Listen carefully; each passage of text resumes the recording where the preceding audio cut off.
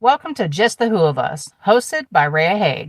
This is a space for honest, thoughtful conversations around mental health, life journeys, holistic wellnesses, and the experiences that shape who we are.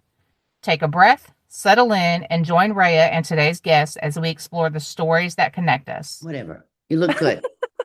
Thank you. You do too. Congratulations on your new book and being Thank 40 and Well, I turned 41.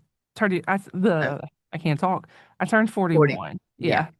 Yeah. Well, you're not fully into your 40s until you get to be 41. You had I to live a mean, whole seriously. you had to live a whole year to make that true. I'm a little sleepy. I just got in last night, flew back from California. So, I've been gone a whole month Uh-huh. and I know I- you're a busy lady. I'm a busy lady and so it was like after 11 o'clock before I got to bed. So Oh. 7:30 this morning was pushing my envelope. Yeah.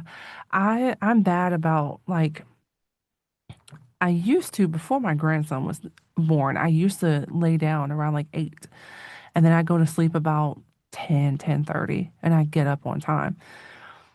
But ever since he was born, I'm like, okay, 11 o'clock is pushing it. And I've tried to get to bed by 9 so that I can have, because if I don't have that time to just like wind down, I don't sleep well. And No. so I'm like, I don't know if that's just, I don't know if it's age. I think part of it is just like most of my kids are older. Hmm. And for so long, I like revolved around kids' schedule, multiple children, you know? And now that the kids are older, I'm like, oh, I can kind of just go lay down when I want to. Yeah. You don't have to have you be on alert. Well, my mother, there were 15 years difference between my oldest sister and my youngest brother. Hmm. And the last, when my brother finished high school, and he was still living at home. And my mom said, "This is the first time, in all these years since the early 1950s that I don't have to get up and get a kid ready for school or make sure that the kid's off for school." And for her, that was a big deal, just like, yeah, nobody's going to school anymore. I know. Well, I've still got seven, 8 more years of that. So Yeah. Yeah. So you've been a long, long one too. Yeah. I feel like that. My older cousin, she she has 7 kids. And her youngest two, they're still in school, but one is severely autistic, so she will always need a lot of assistance. Mhm. Um, I'm not sure how long she will go to formal school, um, but she has her second youngest. She is on the spectrum as well, but she's very high functioning. Um, Mhm. and so she's still in school. She's I think 14, 15 now, so she'll be done soon.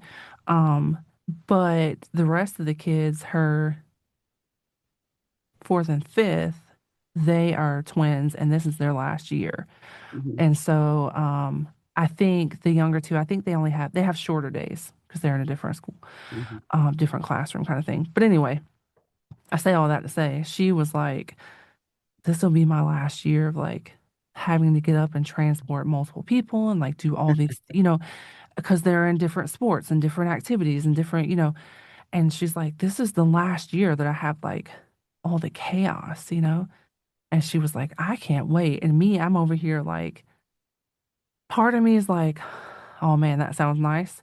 But at the same time, it's like, I've been a parent for 26 years. Mhm. She's been a parent for almost the same amount of time. But Yeah. I'm like, I don't know. Like, what do I do then? You Hmm. know, I've been a parent since I was a child. So like, what do I do when I don't have children to tote around, you Yeah. know? Well, and I think that's a good question too. It's like, who am I? Hmm. When I set aside the roles, because we're the parent, we're the wife, we're the transportation, and, the taxi driver, the cheerleader for the sports, Uh-huh. whatnot. And I think that this is also part of when a woman comes into menopause.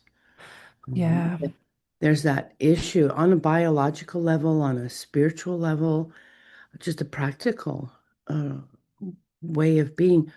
Who am I standing in the center of my life?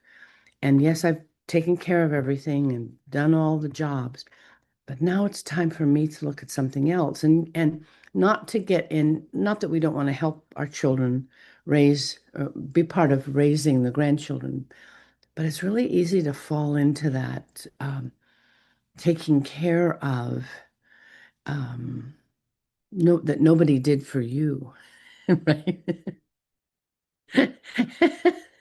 And sometimes it's like, oh no, I get to do something that's just for me. Uh-huh. Yeah. I go on a trip that I want to take or spend the day in the park looking at the clouds I mean just things that you couldn't do when your children were young and when there were a Hmm. lot of them. So Right. that's my Yeah. advice to you as you are now facing children growing up and you love your grandson and make sure you take time for yourself. It's funny because my husband, I want to say in the last year or so, as the kids have gotten older, because my third child, she just graduated school last year, high school last year. So that left just two in school. One will graduate next year, and then Mhm. the other one, he's only in fifth grade, so he's got a while. Um, but you know, once we had multiple kids graduate, it was he kind of started encouraging me, well, I have a cleaning business, but it was kind of my sole focus at the time. And, for a long time, it's kind of been like and still kind of now because I do still have kids in school, but now, for a while it was like, okay, well, my availability is very limited because I have to, my husband was always at work. I have to make sure that whatever I do, I can't leave until I take kids and I have to come back before time to get them. Mhm. And it's kind of really there's a solid maybe 4 hours in Mhm. between, because when you have kids at different schools at different ages, they go to school at different times. So there might be an hour I mean, at one point when I had high schooler, middle school, and elementary kids. And so those are three different times. They went like 30 minutes apart. So I'm Yeah. dropping kids off literally for an hour and a half. And then, okay, I can go do something for a few hours before I have to start picking up that first round. So, once kids started graduating, it was like, okay, well, I have a little bit more time. Mhm. Um, and so I started taking a little bit more time, working a little bit more, and I could work a little bit. I could travel a little bit more to work, you know, and things like that. And it was weird. Like, it was weird because it was like, oh, like I don't have as much to do. So I feel like I'm forgetting something, Yeah. you know? Yeah. And I remember for me, the first time I went out like to a coffee shop in the middle of the day by myself. That maybe sounds pretty ordinary, but Yeah. like I actually had the time and I didn't have any, not that I only had three, you had five, but just that difference of like, oh, I can actually go have a cup of coffee someplace and write Right. in a journal and have an hour of time away from home and not be taking care of business, Right. family, children. And and one time I even went to the movies in the middle of the afternoon. I took What a myself to a wild matinee. woman. I know that's really wild. It's just, I was like, should I be feeling guilty? Shouldn't I be Right. doing, isn't there something I should be doing? So, But that's yeah. the thing. Isn't there something I should be doing? Sometimes we just need to sit the hell down Mhm. and not be worried about Yeah. doing, Just following this is all about me. But just so I, I'd built a business. I was married 30 years, got divorced. My kids are all grown. And that's, when I turned 56 years old, that's when I went out and got my first two tattoos. And then I took a course to learn how to ride a motorcycle. And I went, after I got my license, my endorsement, I went to the Harley Davidson dealership and I bought a great big, this was 2005. I bought the biggest motorcycle I could buy. Didn't know how to ride. But this was my coming out, at 56. It's like I can do whatever I want. And so that was for me rebellious but exciting. It was like I write in my on the website, riding the dragon. It was riding the dragon. And to laugh Hmm. at that impulse that I had that I needed to have some freedom. I needed to do something that was about me Yeah. and not my identity as a mom or a wife or a Hmm. daughter or a sister. And so I bought this. All I had done was taken this little course in a parking lot at the fairgrounds, so that riding this little Yamaha so I could get a certificate and pass the test. So here's this great big giant motorcycle, and I bought it and I was so excited. And then it was literally like, oh shit, I have to ride this home on the freeway. I'm not kidding you. And I couldn't, so I said to the guy, I said, oh no, I've never even ridden out on the road, not much less on the freeway. And so he just smiled at me and he said, we'll deliver it. So they brought it to my house in the trailer and pulled it out and I got it into my garage. And what I did for days at a time is I'd go down into the garage. I wouldn't ride it. I had the manual. I was like a little kid and I had to figure out all the bells and whistles and what to do and got myself finally after a couple days, helmet on, gloves on, and I rode it around the block. That's all I could do because I was so nervous.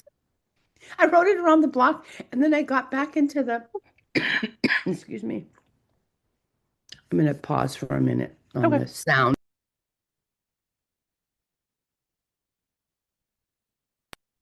there. Mhm. Um, got back into the garage because I was just a wreck. I was really a wreck. And so I did that. I just kept like today I'll do 2 blocks and then I'll do 3 blocks and then I'll take it out of the neighborhood. And I looking back on that,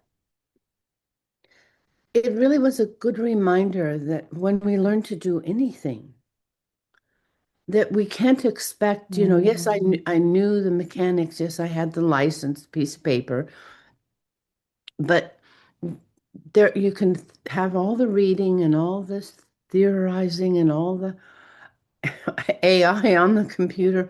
And there comes a point where you have to have the experience. I had to Yeah. go out and get on the motorcycle and ride. And there was no way for me to do it other than to ride it. All right. And that and I was nervous and I was afraid and it was a big deal for me. And I think that this is a good reminder of how we do anything, that we have this expectation we should know how to do it or we should be better at it and that's about raising children, the same thing. It's Yeah. like Yeah. we don't know because we haven't had that experience with the first child.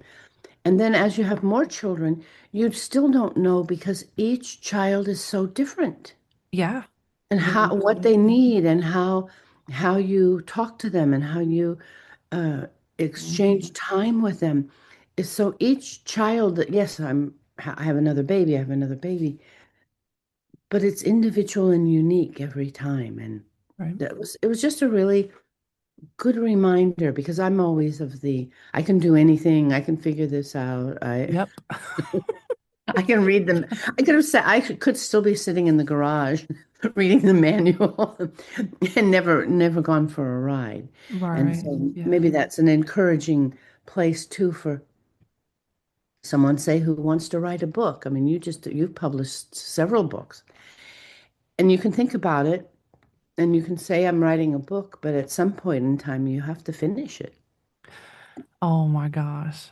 So I want to say, first of all, we did not coordinate outfits, but I love how this worked out. Yes. Well, I always think in terms of like a much more flatter. It's a All right. V-neck is much more flattering for my face, right? That's why I put on my V-neck today. I That's don't so wear quite as funny. much jewelry as you do. I'm missing the necklace. Yes. Well, the funny thing about this necklace, it's the ring is fake, but I don't know if you See can see something. it. I It's a can. little butterfly. Oh, that's sweet. Yes. Yeah, and my daughter gave me this, but it turns my finger. So I have this necklace was my grandmother's, and so I put the ring on the necklace. It's Oh, more of that's a nice. sentimental kind of because it's a really cute ring. It's just You can't makes wear my it. finger green. So, you know, so I figured this would be better. That must mean it's not pure gold. I I think not, probably not. Now the necklace doesn't turn my neck, so that's a good sign. Um, but I've been working on wrapping up my memoir, and I had this hard deadline for myself of my birthday. And I said, okay, this book is going to come out on my birthday because it's a memoir about turning 40 and kind of the first year and all these things. And I have taken two different directions with this book. Um, it started as one kind of, okay, well, I'm going to kind of recap. So for people who didn't read the autobiography, here's a recap for you. And then I started off in this chronological order. And then I'm reading the chapters and I'm like, I don't like this. Hmm. And so I chose to go a different direction in it. And doing so, I've kind of restructured the whole book. And so it's taking me longer to write it, but I like the topics so much better than what I started with. But what you said is kind of like a reminder of like, if you don't do this, you're not going to do it. Right. And it's kind of, I think putting that deadline on myself kind of blocked me off a little bit. Hmm. That and because of the fact that I spent a large portion of the time beforehand not really liking how the book was coming out. Um, but anyone who has ever mentioned to me writing a book, I'm always like, do it, do it. And even if you don't sell it, like who cares? If you want to sell it, great. But my autobiography was so emotional for me.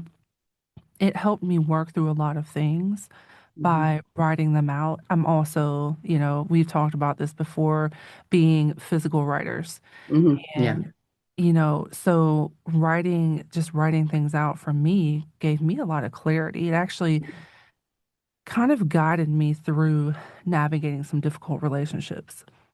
The more I kind of processed and realized things about myself. And so do it is always my answer. If you if you have an idea to write a book, do it. Yeah. And I've written multiple books and I've put them out there. And I haven't made millions of dollars off of them. Some of them were just really just kind of for me. Yeah. And my autobiography, I didn't even plan on publishing. A publisher asked me about it, and that's how that kind of Hmm. happened. But I wasn't even planning on putting it out for the world, and I'm very glad that I did now. Hmm. So always just do it. Right. Right. And I think it's a good exercise for any of us, all of us, to Mhm. kind of go back, scan the behind you in the mirror. Like, was there a book that you read or something that you read in some book that really changed something for you in your life? Yeah. Yeah. And then I think if you find that and you could wonder, well, what would my life be like if that person hadn't written that book and made it available? Yes. And what if Yes. what you wrote down and it went out into the world, what if it made a big difference in the life of just one person? 100%. And Yeah. how so it's not some I believe it's we don't change people by the things that we write. Right. It, Mhm. it's a opening for them perhaps to hear something that they already know but didn't have in words, or it puts a question for them as to, self-evaluation or reconsidering. And so when we write something truthful from ourselves, it becomes a way for someone to tell the truth to themselves. Yes, absolutely. There's a book I read, and I've had the author on multiple times, more so last year. And the kind of sole focus of their book was responding over reacting. Hmm. I can be a very reactive person if I have to admit it. Um, it's been a coping mechanism for a very, very long time in my life. Um, you know, and it helped that I had in-person conversations with, well, virtual conversations with this person, but one-on-one, face-to-face conversations. But reading the book, I was like, oh my gosh, I really can't control anything I can't control. And I really got to stop reacting to everything, Yeah. and had he not written that book, I wouldn't have had that revelation, Yeah. and I wouldn't have started. Maybe later, maybe, maybe not, but it really set in motion for me changing how I react to things, Hmm. that are out of my control or don't go the way I want, Yeah. how it impacts my relationships, what I'm teaching my children by doing that. Yeah. It really started this journey for me that has really been a positive thing in my life. So, absolutely, I could not agree with that more. Yeah. Yeah. In my latest book, Women of the Always, the first chapter is titled When Women Remember Their Names. And that came out of something that happened for me when I was Mm. about 10 years old.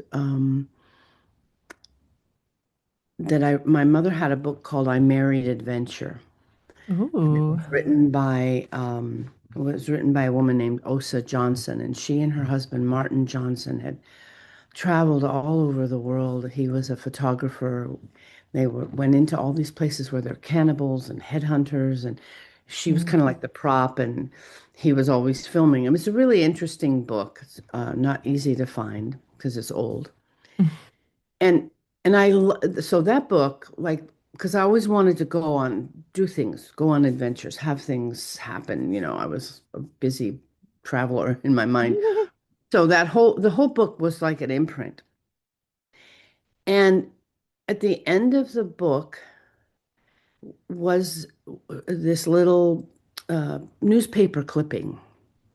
And they had finished traveling, and he had promised her that they could come to California and that they would buy a home and they could have children because she was really a lot younger than he was.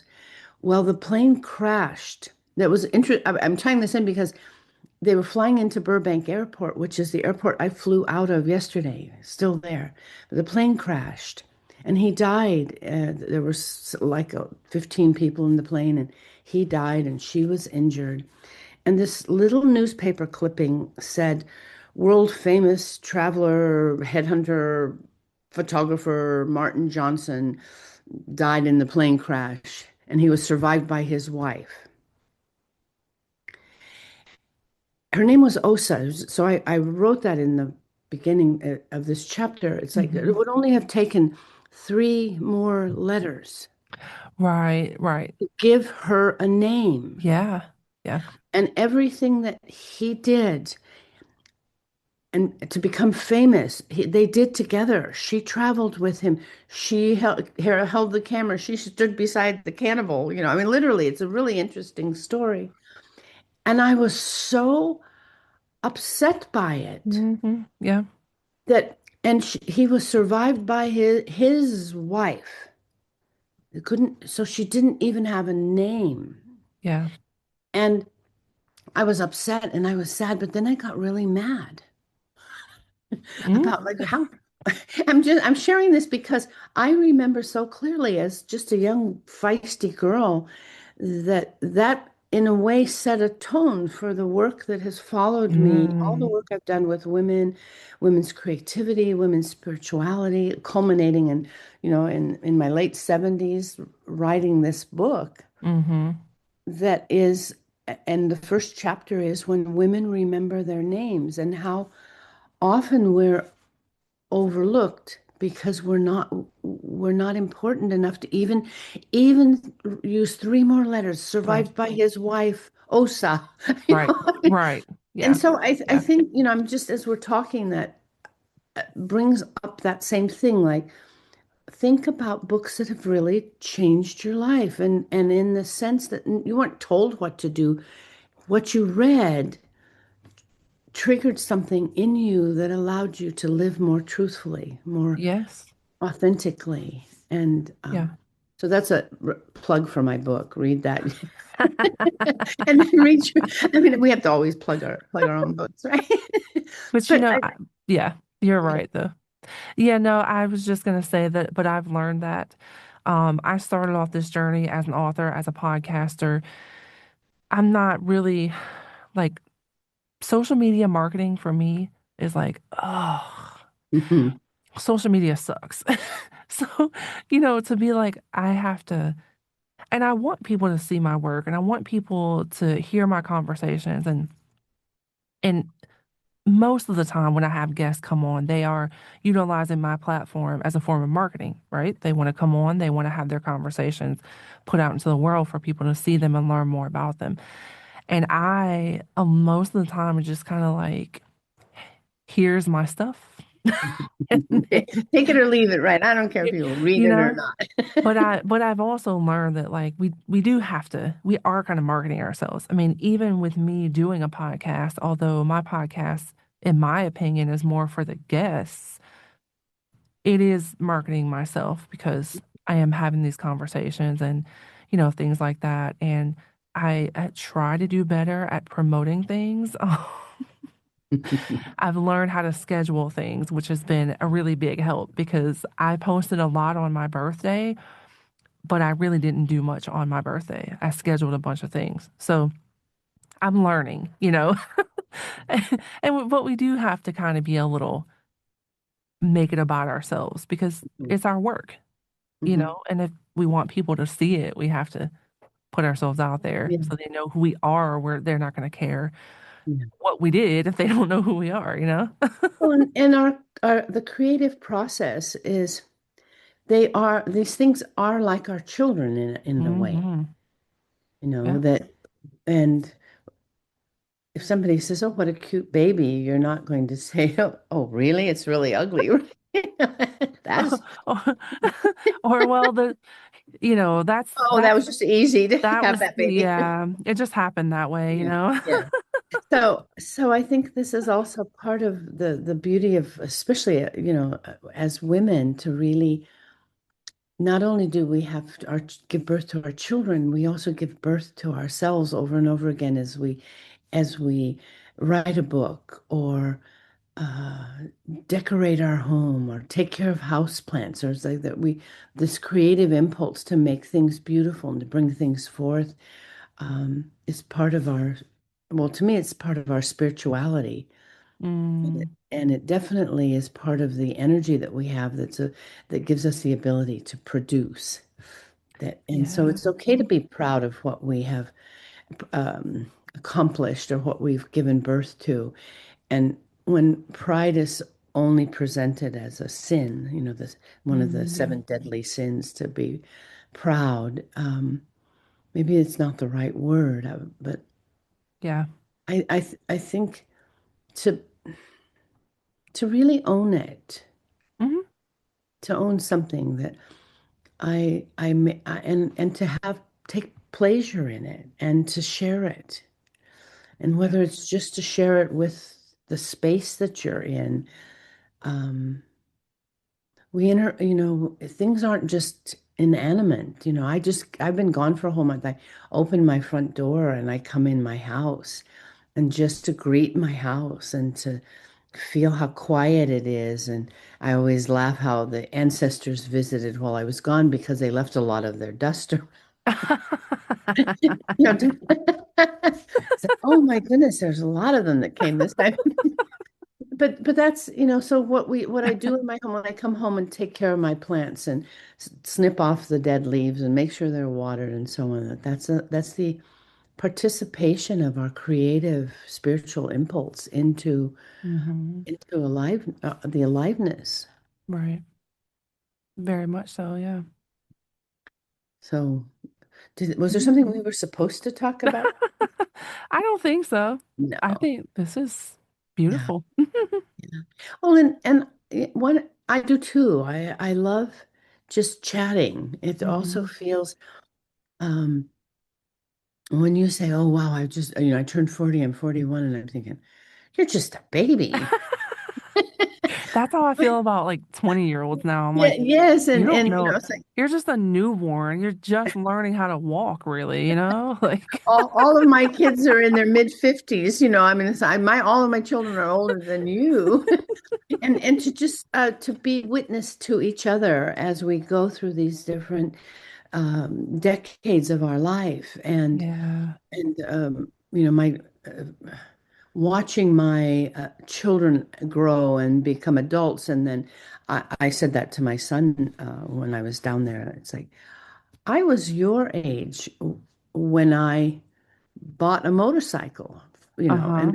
then and when he was younger and I used to ride a lot. This is my oldest son. He was like, I said, "Do you want to ride? Do you want to take it out for a ride?" He said, "Absolutely not, Mom. Scares me to death. I'm not gonna get on that thing." And I laugh now and think, well, he's the age that I was when I decided to turn my life upside down and ride because my first motorcycle I rode over 30,000 miles Oh, wow. in a matter of like 3 years, 4 years. I mean, I went to Canada. I used to just get on the bike and go on trips by myself. It's a miracle I didn't get killed or eaten by a bear or something. But just to have that, to watch you as a mom and a grandma and to still have children in school Hmm. and how the gift you bring in being willing to write your book Yeah. and being willing to put yourself out there because how we don't know how many, like we just said it, so we don't know how many people read just one thing Yeah. and it's just what they needed to hear that day.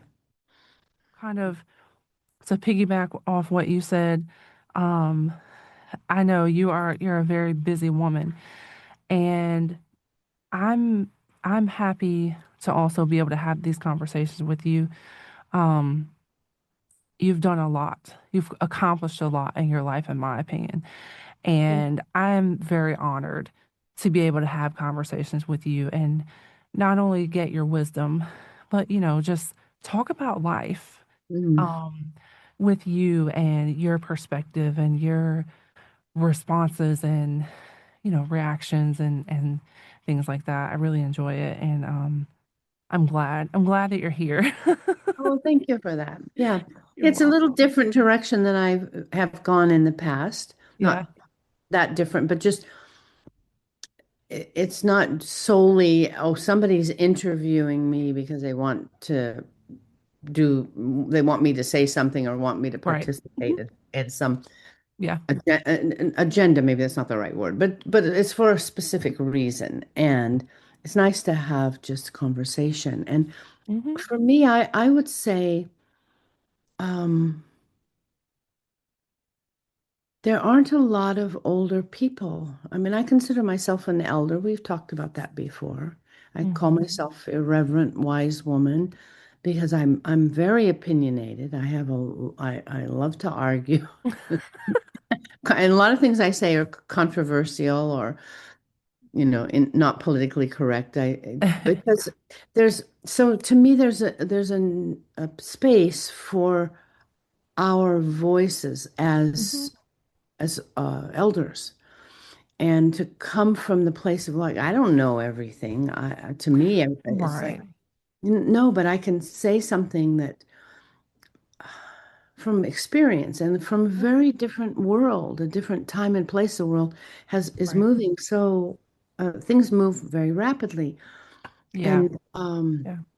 I do believe there's place on the great internet or the world wide web. There's a place for us to share wisdom and Right. not to be, there's a discounting. I hear sometimes older women say they feel invisible, and it's like, well, use it to your advantage. Then you can be you can be a secret agent. But no, I'm not. Why would you think you're invisible? That there's that place of like have a voice, Yeah. stand in yourself. Hmm. Like I often say to people, sometimes I start my classes that way even. It's like there's you don't want to mess with me. I might be old, but if you steal my horse, touch my motorcycle, cheat at poker, I will shoot you. I love And it. it's like and so I'm not invisible. I swear and I drink and don't mess with me. Yeah. And when you and also because I laugh because I'm pretty heavily tattooed and I have tattoos on the backs of my hands and I have tattoos on my face. And so I have some of the best conversations with these Uh-huh. young kids, uh, probably they're in their 20s. These young kids with They're kids. tattoos. I mean, I do a drive-through for a cup of coffee and stick my arm out the window to get a cup of coffee, and the guy will say, "Oh, I love your tats," and then Uh-huh. they want to have a conversation and holding up the line behind. Right. It's kind of a fun way to be with an opening Yeah. for having conversation Hmm. between the generations. And Yes. how long have you been, when did you start getting your tattoos and how many do you have? And that kind of conversation. And even in that, you can have wisdom to share. Yeah. About Yeah. because I'm always looking for opportunities to teach something. Yeah. Yeah, but that's the mother in you. That's the Yeah. mother and the author in you, you know? And well, I think I was born teaching. I think I was born knowing everything and teaching it. And years ago, one of my kids said to her, I know this because the school teacher came to me, and I think my daughter was like fourth grade, and she said to her teacher, she said, "My mother knows everything, and if she doesn't, she'll make something up." Oh. Isn't that funny? And so the teacher, when I went in for the conference, the parent teacher conference, she shared that with me. She said she was so confident about the fact that you knew and that you made things up if you didn't know. And I just like, yeah, that's probably true. That's my imagination. So, yeah, so thank you for providing the platform. Yeah. I kudos to you and hats off because you have your house cleaning job, you're helping with raising your grandson, you've still got kids at home, you're married, you've got all the stuff that goes with being in a relationship and partnering with someone. Right. Yeah. And, day to day you face kind of a combination of most anything that anybody could be Mm. facing, right? Even job insecurity when your husband wasn't working, and Yeah. so you're a busy lady too. My busyness just looks like getting on a plane sometimes, going farther afield. But um, But your busyness is just as valid. Like having having a busy that looks different from someone else doesn't make it less important or no, no, no. accurate or, whatever the case may be. Well, and to me, it's about aliveness. Maybe that's a good word to use. Yeah. Yeah. If it life. well, I learned this also in the runic symbols. There's a symbol that looks like a letter X, and it's called Gabo, and it's about equal exchange, but not that I did this and you do that, but this exchange of energy in the sense that being alive and doing things that you love, doing things that are important and add value, there's an exchange that feeds you. You have joy when you can take care of your grandson, and you have joy Yeah. when you write a book that someone reads and comments on. So Hmm. I would, for me, I would say what keeps the aliveness is making sure that you do things that feed you. Because Yes. when we Yes. first we get like we're busy, but we're not being fed by it. We get Mm. angry. Then we Yeah. get bitter, we get resentful, then we're not really in service to anything because we're not energetically, joyfully, spiritually, we're not being fed by the things that we do. And maybe that to me is in the busyness to always ask yourself, is this just an obligation? Am I just dragging myself through the day? Or is there something here that's feeding me? And then if the answer is no, then maybe take the time to reevaluate what you say yes to and how many times you give yourself away and don't get something back. And that's okay, but you can't Right. sustain it. You don't have an aliveness Yes. in your busyness. I Yeah. love what I do. Yeah. Yeah. And I've been there. I've been Mhm. there, honestly, like just being busy and just overwhelmed and busy and not really enjoying life. And, you know, I enjoy this kind of busyness, Mhm. that I have now. I think also too because I do love it, so I can manage it better, if that makes sense. It's easier to manage when you're not overwhelmed and unhappy. Yeah. Um, so Yeah. Because and that goes back to that. I think what the rune shows is this the giving of the gift has to be the back and forth. It's the yeah, contract in life to me yeah. that, and that's about accountability and consequence. Because if you don't feed yourself, you get hungry and then you get tired. And if you don't sleep, you get tired and then you get cranky. And so there's this Mm-hmm. reminder always that uh, there are enough things in the day that we do that we have to do, Mm-hmm. that we also need to make sure that we find the time to do things that bring us joy. Absolutely. Mhm. Absolutely. Well, I think that is the perfect That's way to it. wrap things up. All right. So I will say Oh, goodbye, and I think I'll wait to hear from you about scheduling. okay. Sounds good. Mhm. Yeah, Thank you. you're welcome. Bye bye. Bye. I like what you presented way back when, where there was the opportunity to be a regular on the podcast. Hmm. What that did for me was it set an intention. So then that has been important to me to say yes, and I look forward to it and I plan it. And so that was very helpful from my perspective as a busy person.